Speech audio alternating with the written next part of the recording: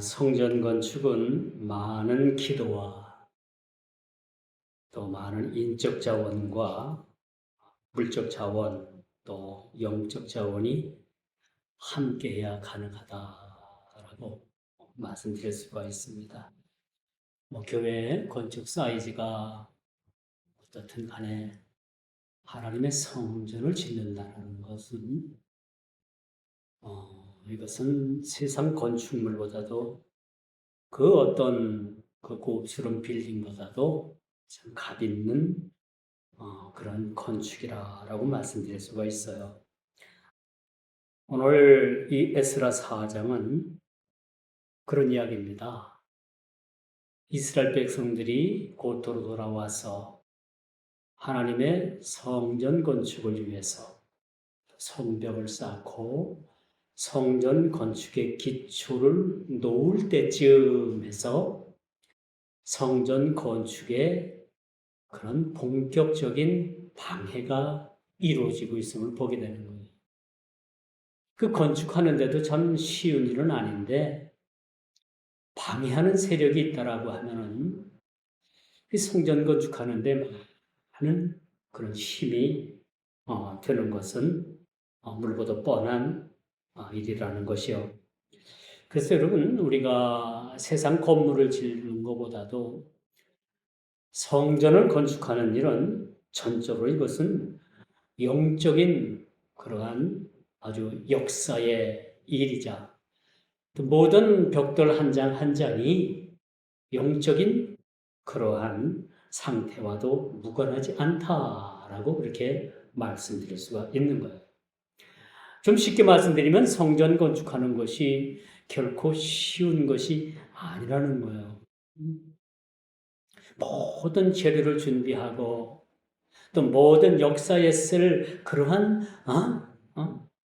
그런 재료와 더불어서 현금을 준비한다 하더라도 반드시 성전 건축하는 일에는 어려움이 닥치는 것만은 분명하다라고 말씀드릴 수가 있는 거죠. 오늘 본문 이야기가 바로 그런 이야기입니다. 하나님께서 이제 고레스 왕의 칙령에 위해서 그들이 70년 만에 그런 조국 이스라엘로 돌아와서 그 예루살렘 땅에 하나님의 그 무너진 제단을 수축하기 위해서 그 기초를 놓을 때쯤 해서 문제가 생기는 것을 볼 수가 있어요. 교회 건축을 놓고 볼 때도 여러분 현금을 딱 준비해 놓고 교회를 건축하는 교회는 그리 많지 않아요. 그렇죠? 일부 극소수에 불과하죠. 바야흐로 여러분 성전 건축은 뼈를 깎는 그러한 수고가 있어야 됩니다. 또 피를 자아내는 그러한 힘든 과정이 있는 것만은 분명하다라고 말씀드릴 수가 있겠죠. 지금은 교회 건축하면 또 하나의 장벽이 있어요. 예전에도 간간히 있었습니다만은 요즘은 어떤 건물을 짓는다고 하면은 민원이 먼저 그렇게 제기가 된다고 해요. 특별히 교회를 짓는다라고 하면은 100% 거의 요즘은 민원 발생이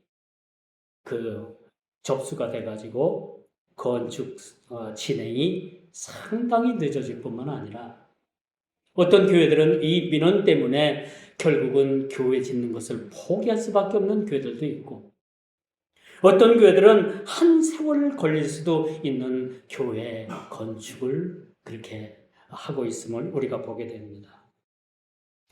이스라엘 백성들이 무너진 성벽, 성전을 건축하는 일은 많은 문제의 벽이 가로막고 있음을 보게 돼요. 오늘 본문 전체가 바로 다 그런 얘기입니다. 성전을 건축하고자 하니까 성전에 그런 기초를 놓고 이제 역사가 막 시작이 되니까 본격적인 그런 방해가 이루어지고 있음을 보게 되는 거죠. 이 방해 세력이 어떤 세력들입니까? 본문에는 사마리아인들이라 라고 이렇게 말을 합니다. 이 사마리아인들. 여러분 BC 722년에 북이스라엘이 망하면서 아수르 제국은요 어떤 정책을 펼쳤는가 하면은 아수르에 있는 일부 사람들을 사마리아로 전부 다 이주를 시켰어요. 많은 사람들을 이주시켜 가지고 사마리아의 그 유다의 그 이스라엘의 정통적인 그 정통성을 희석시키기 위해서 많은 그런 아수르 사람들을 이주시켰다는 거죠. 이 사람들이 70년 후에 그 땅에 70년 전부터 그 땅에 정착을 해가지고 이제는 사마리아는 정통 그런 이스라엘의 그런 혈이 흐르는 것이 아니라 이젠 혼혈화된 거예요. 다니엘 민족, 하나님을 섬기는 그런 유일한 그런 하나님의 선민의 백성의 그러한 모습을 이 정책을 통해 가지고 희석을 시켜버린 겁니다. 오늘 등장하는 이 사마리아의 그런 성전을 그렇게 계속해서 짓는 것을 방해하는 세력들이 누구냐? 정통 이스라엘 백성들이 아니라는 거예요. 70년 세월에 그들이 이방 민족들이 들어와 가지고 이제 뭐야? 혼혈화가 된 거, 혼혈화가. 그래서 같은 목소리, 같은 말을 할 수가 없는 상황에 놓여 있는 것을 보게 되고 여기서 이 사람들에 의해서 성전 건축이 상당한 그런 지장을 받게 되고 있음을 우리가 보게 됩니다.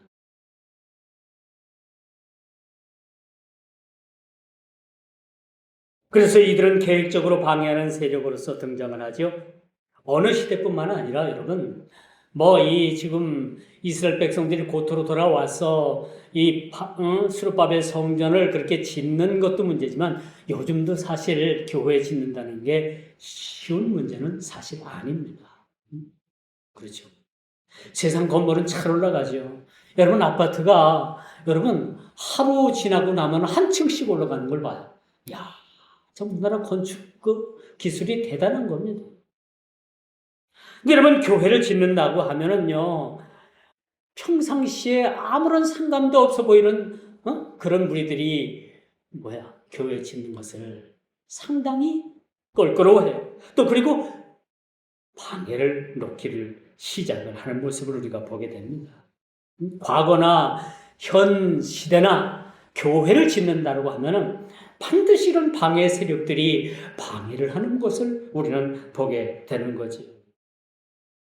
그래서 여러분 하나님의 전을 건축하는 일에 얼마나 많은 방해꾼들이 등장하는가는 우리가 익히 경험하는 바를 통해서 알 수가 있어요. 교회를 짓는 것이 사이즈가 크든 적든 교회를 일단 짓는다고 하면은 여러분 교회에 대해서 그 건축을 하지 못하도록 많은 문제가 그런 민원 제기가 그렇게 이루어진다고 합니다. 이런 시대에 우리가 살아가고 있어요. 그러면 오늘 본문 말씀의 핵심은 바로 그겁니다. 하나님의 성전을 건축한다라는 것은 우리가 한번 깊이 생각을 해요. 여기 계신 분들도 하나님의 거룩하신 성전을 짓는데 경험을 하신 분들도 계시고 또 그렇지 못한 분들도 계시고 이처럼 하나님의 성전을 건축한다는 것은 희생과 기도와 모든 역량을 쏟아붓는 수고와 봉사와 헌신의 결정체가 없으면 안 된다라고 이렇게 말씀드릴 수가 있는 것입니다. 한국 교회 참 어렵게들 교회를 짓는 것 같아요. 그러기에 여러분 한국 교회가 이 성도들이 교회에 대한 애착, 교회에 대한 사랑, 교회에 대한 관심이 세계 그 어느 나라보다도 더 아주 열성적인 것이 한국 교회의 성도들이라고 말씀드릴 수가 있어요. 왜 그런가? 교회를 그만큼 힘들게 뼈를 깎는 심정으로 한 방울 피 한 방울까지 다 자아내는 그러한 힘든 과정을 통해서 교회들을 짓기 때문에 그렇다라고 말씀드릴 수가 있어요. 목사가 목회를 하면서 평생 교회 한 번 짓지 못하고 은퇴하는 목사가 있는가 하면요. 어떤 목사님은 교회를 여러 교회 지어요. 자기는 교회 짓는 게 사명이라고 해서 여러 그 교회를 짓고 결국은 마지막에는 선교사로 그렇게 해외로 나가는 그런 선교사님들도 있어요. 또 어떤 목사는요, 가는 교회마다 다 교회를 말아먹어요. 교회를 없애고 그렇게 목회를 끝내는 목사들도 사실 있더라고요. 오늘 본문에 보니까 성전 건축을 방해하는 세력들이 오늘 본문에 그렇게 등장을 합니다. 그들이 포로에서 돌아와 해야 할 일은 무엇보다도 무너진 제단을 수축하는 일이었습니다.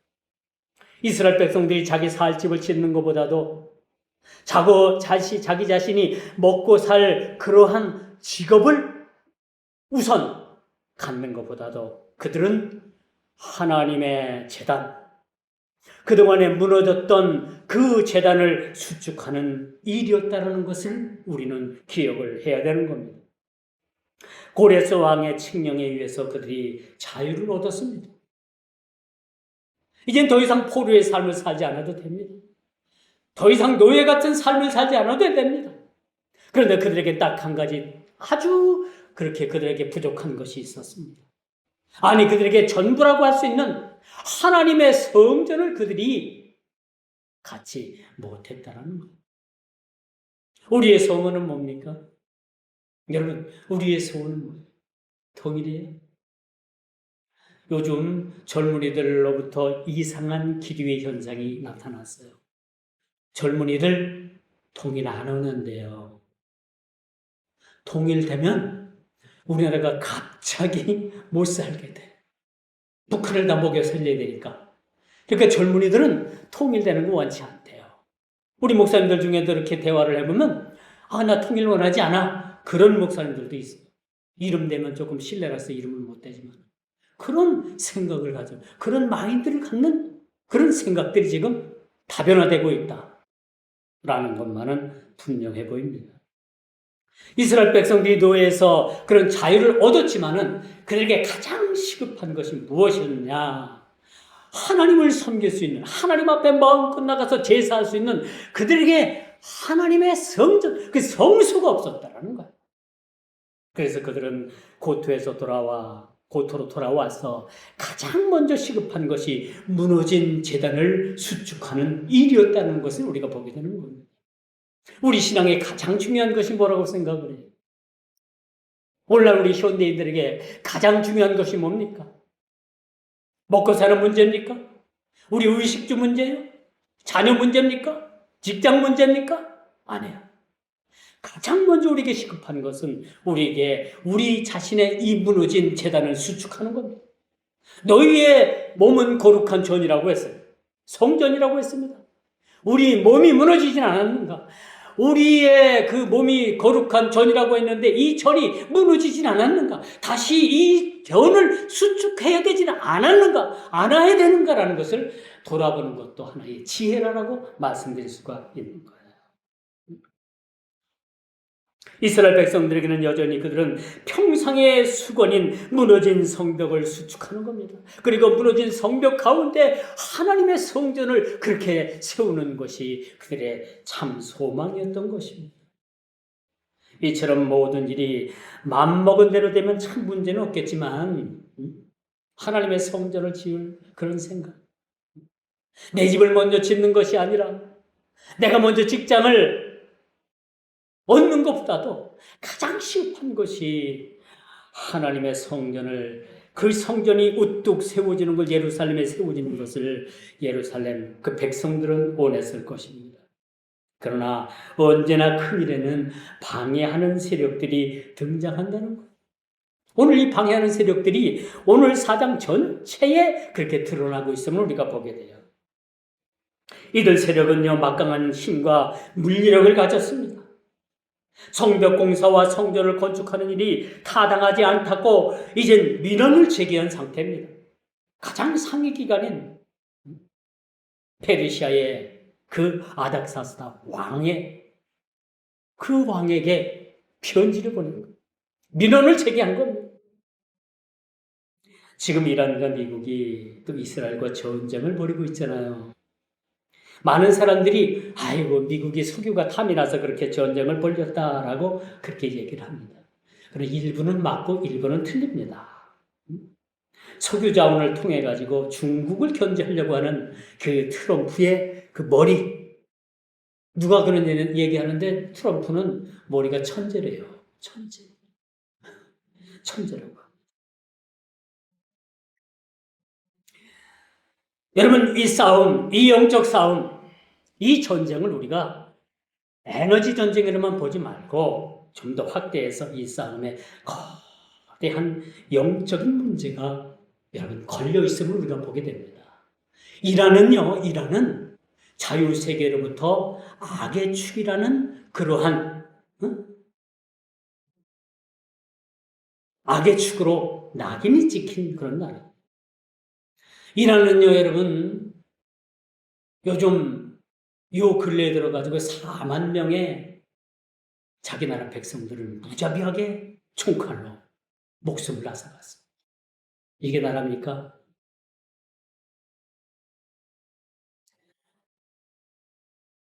한 나라가 잘 되려면 백성들을 잘 섬겨야 돼요. 그렇지 않겠습니까? 백성들을 탄압하고 총칼로 4만 명을 죽였다. 비공식적으로는 7만 명, 9만 명으로 합니다. 이런 나라가 온전한 나라겠느냐? 저는 그렇지 않은 거예요. 이 싸움은 선과 악의 싸움입니다.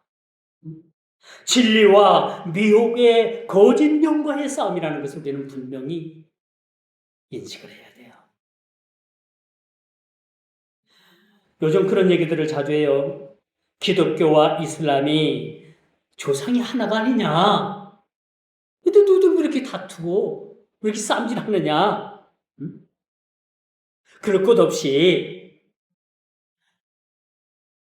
너희 조상은 아브라함 하나니까 그냥 하나로 뭉쳐라 라고 하는 종교 합리화를 주장하는 세력들이 여기저기서 많이 나타나요.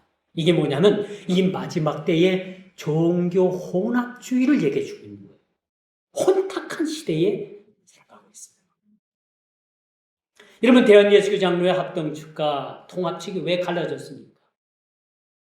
1958년도인가 60년도인가. 왜 갈라졌습니까?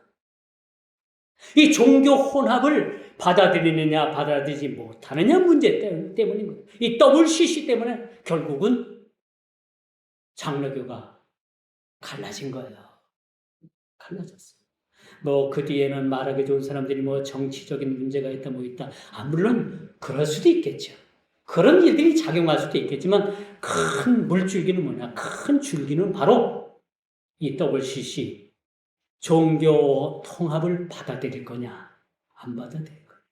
이 문제였다는 사실을 우리가 보게 되는.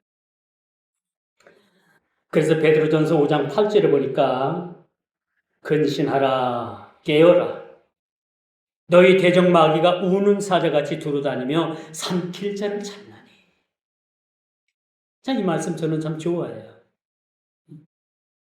제가 좀 나태했다가도 이 말씀 제가 묵상하면서 깨어야 있어야지. 근신해야지. 그런 생각을 갖게 합니다.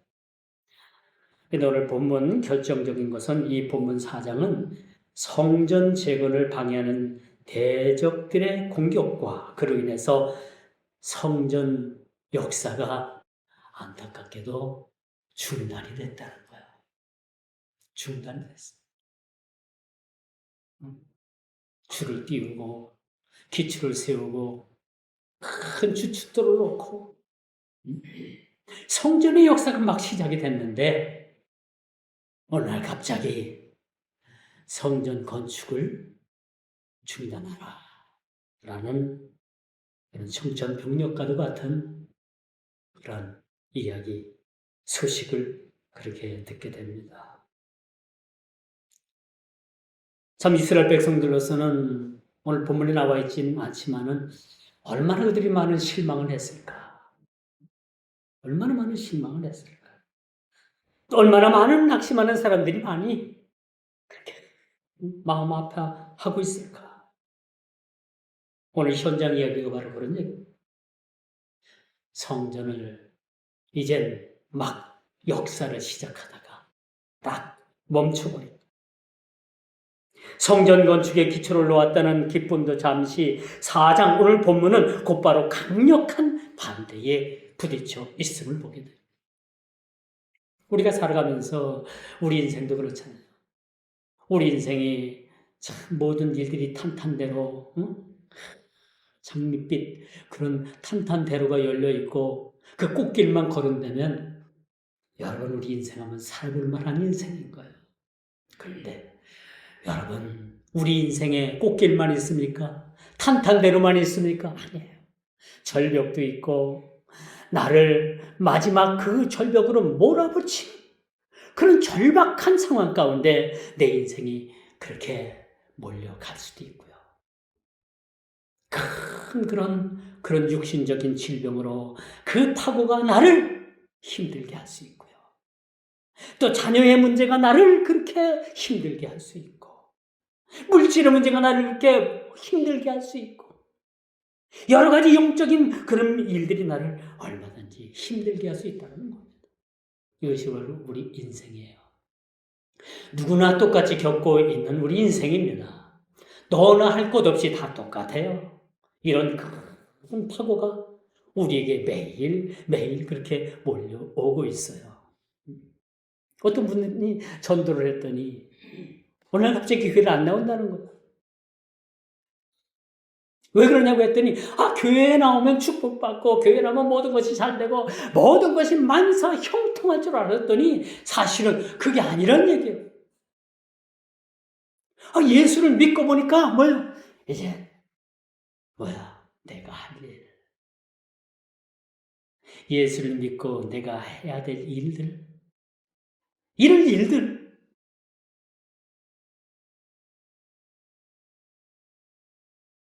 그래서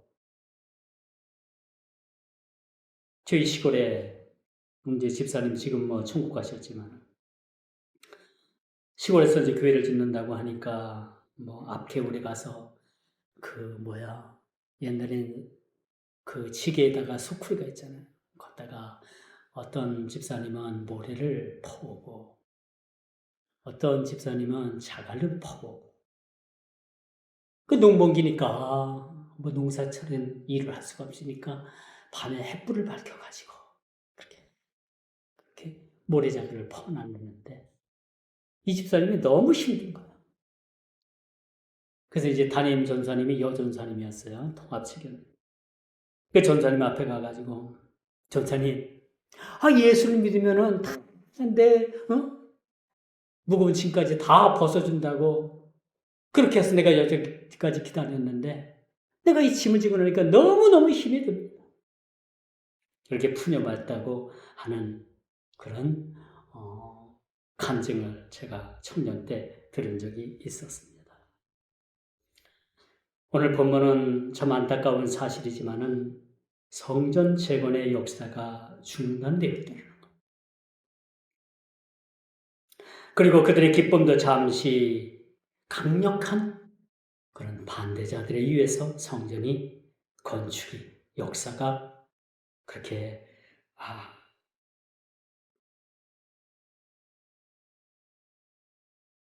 스톱이 됐다는 거죠. 스탑이 됐다는 얘기죠. 그래서 여러분 저는 그런 생각을 해요. 언제나 여러분 성전을 짓겠다고 하니까 이스라엘 백성들의 마음이 부럽겠어요. 그렇죠? 이 성전을 건축하는 걸 여러분들이 경험해 본 분들은 알아요. 벽돌 한 장 한 장을 넣어가는 그런 기쁨들을 보면서 그렇죠? 마음이 얼마나 뿌듯한지 몰라요. 이 교회가 내가 평생 섬길 교회구나. 그런 마음들을 생각할 때 마음이 울컥하잖아요. 그런데 이런 마음도 잠시 이들 대적의 세력들은 처음부터 본색을 드러내지는 않았어요. 우리도 너희처럼 하나님을 찾노라. 함께 건축하자고 제안을 합니다.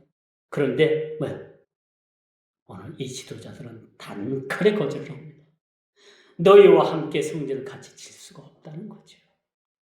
그러므로 여러분 언제나 은혜의 역사가 강하게 나타나는 것은요, 언제나 방해 세력이 몇십 배 더, 몇십 배 더 강력하게 나타난다는 사실 우리는 늘 기억을 해야 되는 거예요. 우리도 너희처럼 하나님을 찾노라 하며 함께 건축하자고 하는 이 제의가 이 순수한 마음에서 나왔다면 받아들여야 되죠. 근데 아니에요. 이게 순수한 마음에서 나오는 것이 아니라 전적으로 성전 건축의 역사를 방해하기 위한, 어쨌거나 이것이 하나의 그들에게 수단이었고 방법이었고 계기였다는 것을 성경은 그렇게 기록을 합니다. 이는 오늘날 종교 혼합주의의 유혹의 전형적인 형태를 우리에게 보여주고 있어요. 이에 대해서 스룹바벨 족장들은 이를 단호하게 거절을 하죠. 이는 신앙의 순교성을 지키기 위함입니다. 우리 개혁주의 신앙은요, 오직 성경에 근거해서 복음의 본질을 흐리는 세속적인 집단과 가치와 타협을 거부합니다. 우리의 신앙에 침투하는 뭐 좋은 게 좋은 거지. 맞아요? 뭐 좋은 게 좋은 거지. 이렇게 하나둘씩 타협을 하게 되면요, 교회는 하루아침에 급속도로 이 세속에 의해서 무너지는 겁니다. 아직도 우리 교회들이 교회의 이름을 드러내고 아직도 교회가 세상의 빛이요 소금의 역할을 감당할 수 있는 이 일은 뭐예요? 아직도 교회는 세속화되지 않은 교회들이 많이 있다는 것을 우리는 감사해야 돼요. 감사해야 돼요. 교회가 그토록 발부둥 치는 이유가 뭡니까? 세속화되지 않기 위해서, 세속에 물들지 않기 위해서. 교회마저 세속에 물들면요, 여러분, 세상은 희망 없어요. 경찰서 100개 짓는 것보다 교회 하나 짓는 것이 훨씬 더 낫다라는 그 말처럼 오늘날 교회가 무너지면 더 이상 세상은 대안이 없습니다. 대안이 없습니다.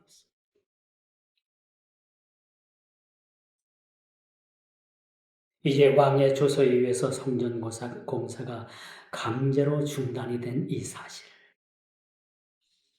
안타깝죠. 자, 성전 역사를 방해하기 위한 대적의 세력들은 그들은 뇌물을 주고 관리들을 매수하고 아닥사스다 왕에게 거짓 고소장을 그렇게 올리게 되는 거야. 거짓 고소장. 여러분, 언제나 사탄의 세력은요, 거짓말을 밥 먹듯 합니다.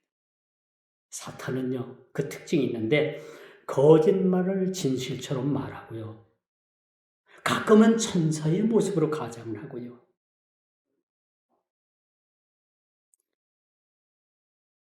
이들의 전형적인 모습은 폭력을 일삼아요. 또 막 선동을 합니다. 선동을 해요. 그리고 그들은 거짓말에 당석합니다. 이게 사탄이에요. 우리의 첫사람 아담 가가 뭐에 무너진 거예요? 내 거짓 혀에 무너진 거예요. 요즘 SNS에 가짜뉴스를 퍼뜨려서 자신들의 이익을 극대화하는 그런 집단들이 많이 있어요. 왜 세상에 이렇게 가짜뉴스들이 많습니까? 진실만 보고 진실만 들어도 여러분 그 진실을 못 들을 그런 세상인데, 여러분 이 보이지 않는 이 공간에, 이 스페이스 공간에 보이지 않는 이 전파가 얼마나 많은 가짜뉴스를 지금 퍼나르는지 몰라. 우리 눈에는 안 보여요.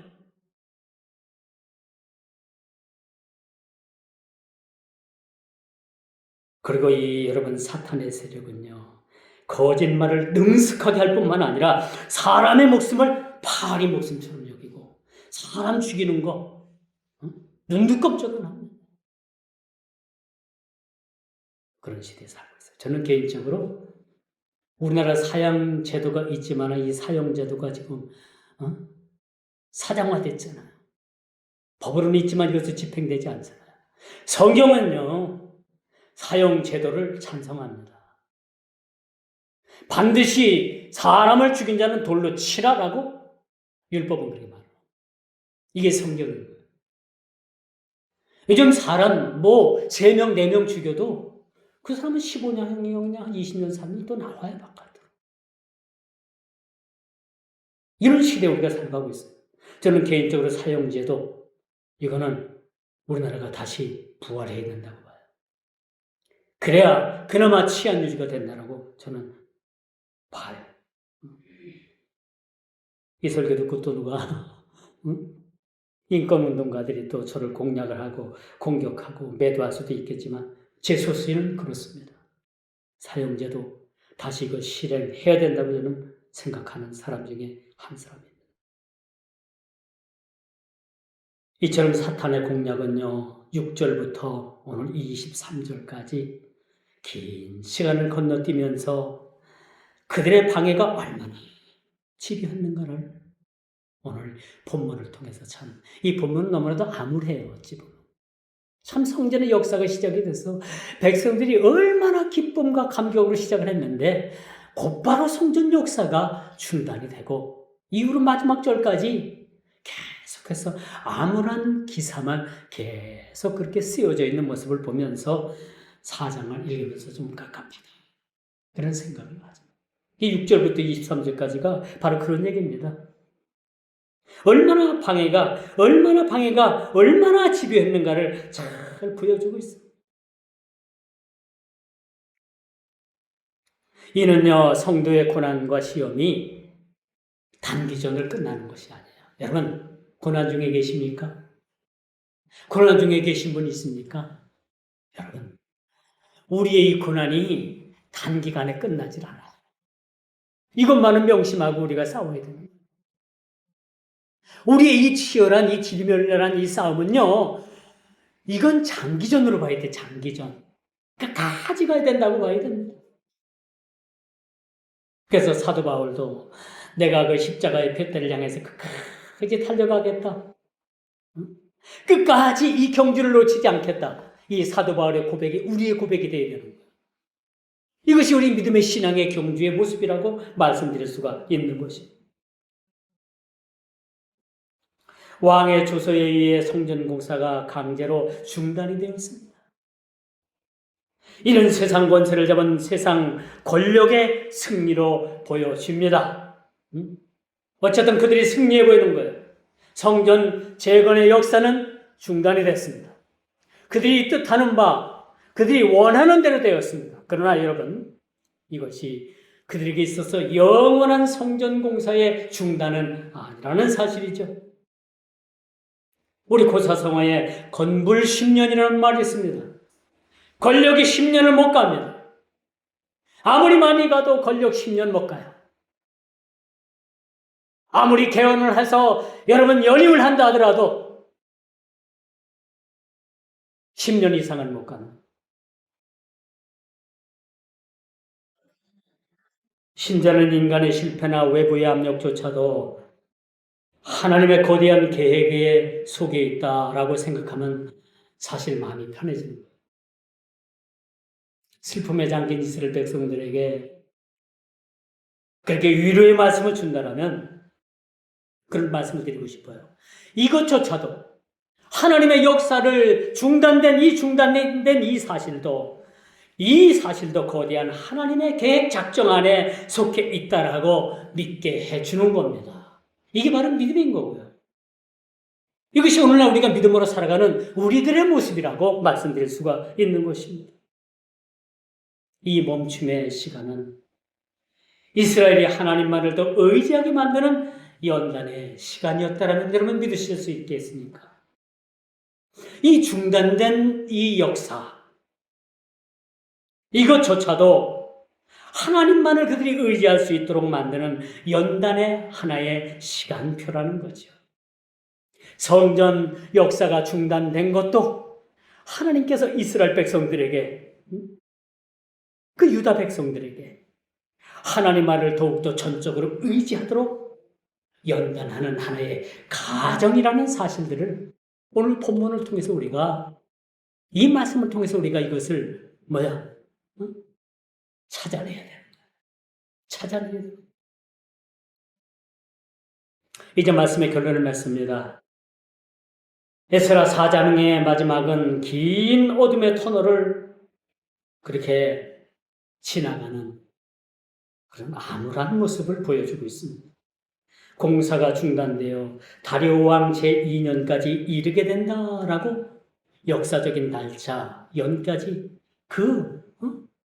시간까지 다 그렇게 기록을 합니다. 그러나 우리는 결말을 잘 알고 있어요. 결말. 하나님은 선지자를 보내서 다시 그들의 마음을 깨우실 것입니다.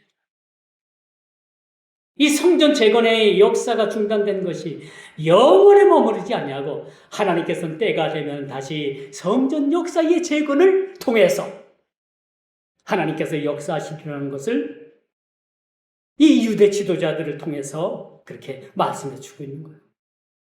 지금 우리의 삶의 기도가 막히고 사역이 중단되고 대적의 비방만 들리는 이 사장의 구간을 우리는 지나고 있을 수도 있습니다. 우리의 삶의 기도가 막혔습니까? 사역에 억울하고 사역의 그런 중단 위기에 있습니까? 대적의 비방만이 여러분 삶에 들려지고 있습니까? 마치 이 사장의 구간을 지나고 있는 것처럼 우리도 이 구간을 지나고 있는지도 모른다 라는 것을 우리 자신을 말씀을 통해서 비춰보는 거죠. 세상 조선은요, 공사는 멈출 수가 있어요. 그러나 하늘 왕의 조사는 결코 취소되지도 다시는 취소되지 않는다는 사실. 세상 왕에 의해서 성전 그런 공사가 멈춰졌지만은 하늘나라의 왕의 조서는 결단코 이것은 유효하다는 것을 우리는 기억을 해야 되는 거예요. 그러므로 우리를 끝까지 붙드시는 이 하나님의 신실함을 믿고 나아가는 저와 여러분 모두가 다 되기를 주님의 이름으로 축원하면서 말씀을 맺도록 하겠습니다. 기도합니다. 신앙의 원칙을 흔드는 세속적인 타협에 우리가 미혹되지 않도록 우리를 지켜주시고 암울한 현 상황 가운데서도 하나님의 기다림으로 이 지금의 훈련으로 인해서 우리가 끝까지 인내하는 믿음의 신앙 가운데 저희 모두를 지켜주시옵소서. 예수님의 이름으로 간절히 기도드리옵나이다. 아멘.